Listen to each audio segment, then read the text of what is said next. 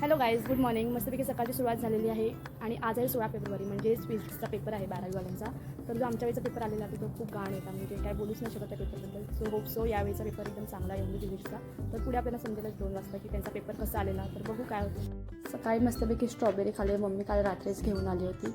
मग नाश्त्याला हेल्दी एकदम नाश्ता होता. आज चण्याची उसळ केली होती मम्मीने. दीदीकडे गेली तर बघितलं ती मॉकटेल बनवत होती माझ्यासाठी आणि तिच्यासाठी. बघू शकतात लिंबू टाकलं, त्यानंतर 2 बूस्ट सिरप टाकली जे होते ते, नंतर सोडा टाकला आणि सोबतच स्प्राईटसुद्धा टाकून घेतलं होतं. तिथे रेडी झालेलं होतं, खूप मस्त लागत होतं. दुपारच्या टाईमला सिम्पलच जेवण जेवली, डाळ भात आणि सोबतच काकडी होती. संध्याकाळी बघितलं तर आमच्या मागच्या वाड्यामध्ये बघू शकतात किती सगळ्या बोकऱ्या आहेत, सगळ्या चरायला येतात इकडे. सगळं सुकलं तरी पण ते इकडे खायला येतात, माहिती नाही काय.